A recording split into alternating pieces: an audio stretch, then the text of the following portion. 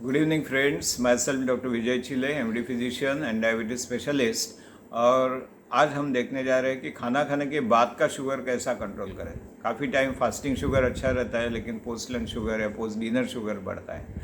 तो इसके लिए कुछ टिप्स है। टिप नंबर 1 कि आपका थाली जो है, प्लेट है, वो 4 भाग में डिवाइड कीजिए।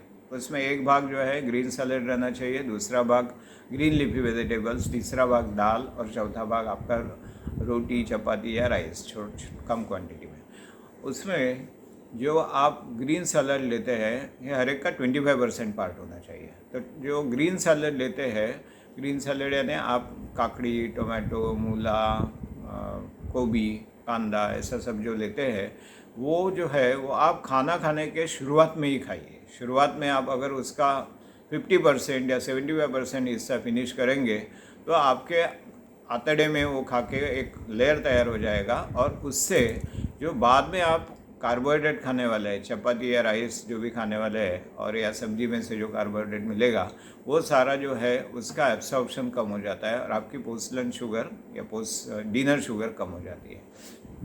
वैसे ही वेजिटेबल्स का भी कीजिए। वेजिटेबल्स का आधा हिस्सा पहले ही खा लीजिए। तो ये 2 चीज़ करने के बाद में क्या होगा कि आपका पोस्ट लंच शुगर नहीं बढ़ेगा। नंबर 2 टिप इज़ कि आप देखिए कि आप जो खाना खाते हैं उसके साथ में कुछ हिडन कैलोरीज या हिडन ग्लूकोज कार्बोहाइड्रेट्स है क्या।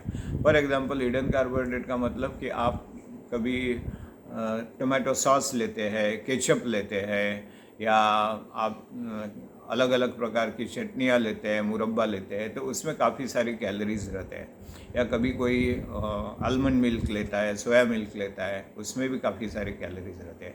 तो ये टाइप के जो फूड है, या कभी ड्राई फ्रूट्स लेते हैं, कोई ड्राई फ्रूट्स में भी काफ़ी कैलोरीज रहती है। एक्सेप्ट आलमंड और अखरोट में कम रहती है, वॉलनट में, लेकिन बाकी जो ड्राई फ्रूट्स है उसमें काफ़ी सारी कैलोरीज रहती है।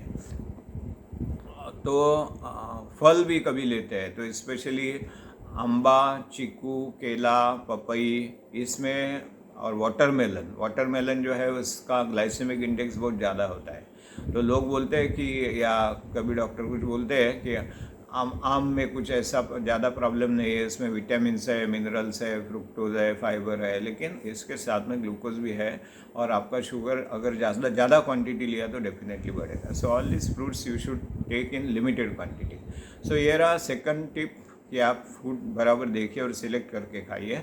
Number 3, exercise. कि आप खाना खाने के 1 घंटे के बाद में अगर 20 मिनट्स वॉक करेंगे, post breakfast, post lunch, post dinner, तो डेफिनेटली उससे आपका पोस्ट प्रेंडियल शुगर जो है कम होने वाला है।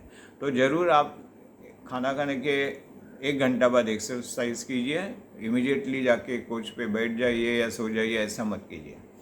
तो exercise is important. There is a special exercise called anti gravity exercise. तो एंटी ग्रेविटी एक्सरसाइज क्या है कि अगेंस्ट ग्रेविटी आप ऊपर चलना है।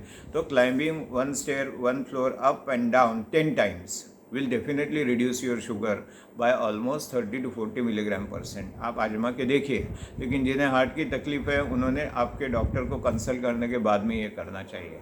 तो ये anti gravity exercise is very powerful exercise. तो ये रहा तीसरा टिप। देन चौथा टिप ऐसा है कि कभी कभी हमें स्वीट खाने की क्रेविंग होती है, डेजर्ट या स्वीट डिश खाने की। तो ये स्वीट डिश खाते समय आप प्रेफरेबली अवॉइड ही कीजिए। अगर खाना ही है तो क्वांटिटी एकदम कम कर दीजिए। नंबर 2, वो आप खाना खाने के, भोजन होने के इमीडिएट बाद लेंगे तो भोजन के साथ मिक्स होकर उसका एब्सॉर्प्शन इतना फास्ट नहीं होता है और शुगर ज़्यादा नहीं बढ़ता है। If at all you are interested in taking, then भोजन के बाद में लीजिए। वो आइसोलेटेड सेपरेटली लेंगे तो आपका शुगर शायद ज़्यादा बढ़ेगा।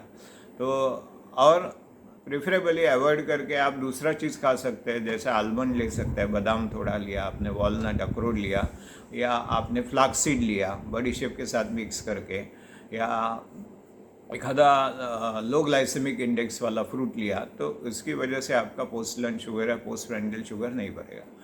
देन नेक्स्ट लास्ट टिप है कि आप जो मेडिसिन लेते हैं, you take medicine at proper time.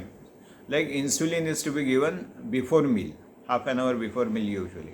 तो वो अगर बाद में लिया तो आपका पोस्ट प्रेंडियल शुगर बढ़ेगा ही। वैसे ही कुछ टैबलेट जो है उसका एक्शन मील के साथ में रिलेटेड रहता है, तो कुछ टैबलेट खाना खाने के पहले लेने का है, कुछ खाने के साथ में और कुछ खाना खाने के बाद में। तो उसकी ओर ध्यान दीजिए, आपके डॉक्टर को पूछ लीजिए, क्योंकि हर एक का onset of action and peak action अलग अलग रहता है। तो आप बराबर टाइमिंग करेंगे तो आपको उसका बेनिफिट हो जाएगा। सो ये रहे आपके 5 टिप्स, और I hope this video is helpful and you will implement it, and without increasing dose of medicine you can control your glucose और शुगर, पोस्ट प्रेंडियल शुगर, खाना खाने के बाद का शुगर, वो effectively with this method. Thank you very much, doctor Vijay Chile from Aditya nursing home.